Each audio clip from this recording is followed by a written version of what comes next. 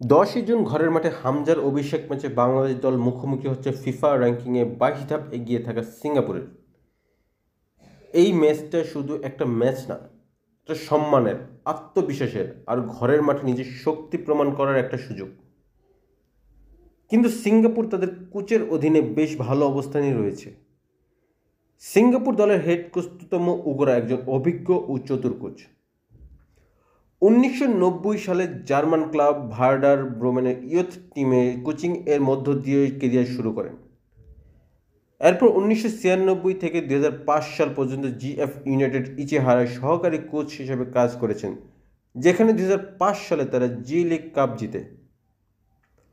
এরপর তিনি জাপান জাতীয় দলের সহকারী কোচ হন এবং 2010 বিশ্বকাপে জাপান দলের নকআউট পর্বে পৌঁছানোর অংশীদার ছিলেন এই জাপানি কোচ। তিনি জাপান অনূর্ধ্ব-23 দলের সহকারী কোচ ছিলেন, যেটা 2012 অলিম্পিকে সেমিফাইনালে ওঠে। 2013 সালে তিনি ওমিয়া আর্দিজার হেড কোচ হন এবং পরবর্তীতে ভেন্টফোরেট কুফু জিএফ ইউনাইটেড চিবাতে সহকারী কোচের দায়িত্ব পালন করেন। তিনি পজিশনাল ফুটবলে বিশ্বাস করেন, যেখানে ছোট ছোট পাস, ফাঁকা জায়গা ব্যবহার আর ডিফেন্স ভাঙার পরিকল্পনা চলে নিখুঁতভাবে। এই কোচের অধীনে সিঙ্গাপুর দল অনেক গোছানো। তিনি ডিফেন্স ও মিডফিল্ড দখলকে প্রাধান্য দিয়ে থাকেন। তিনি প্রধানত 4-2-3-1 অথবা 4-4-2 ফরমেশনে খেলাতে পছন্দ করেন। এই 58 বছর বয়সী কোচের অধীনে সিঙ্গাপুর দল 14 ম্যাচে 3টিতে জয় ও 3টিতে ড্র করেছে।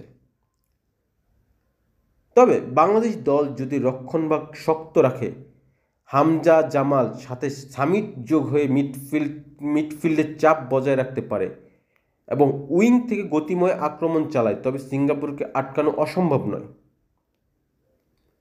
এই ম্যাচের সবচেয়ে গুরুত্বপূর্ণ বিষয় হলো কৌশল আর মানসিক প্রস্তুতি, কারণ কাগজে কলমে যত শক্তিশালী হোক, মাঠের লড়াই আলাদা। যেহেতু এটা আমাদের ঘরের মাঠে খেলা, সেহেতু বাংলাদেশ দল মানসিকভাবে এগিয়ে থাকবে। বাংলাদেশ কি পারবে সিঙ্গাপুরের এই চতুর কোচ আর গুছানো দলের কৌশল ভেঙে দিতে? আপনার মতামত কমেন্টে জানিয়ে দিন। ভিডিওটি শেয়ার করুন আর প্রিয় বাংলাদেশ দলকে দিন আপনার ভালোবাসা। জয় হোক লাল সবুজের।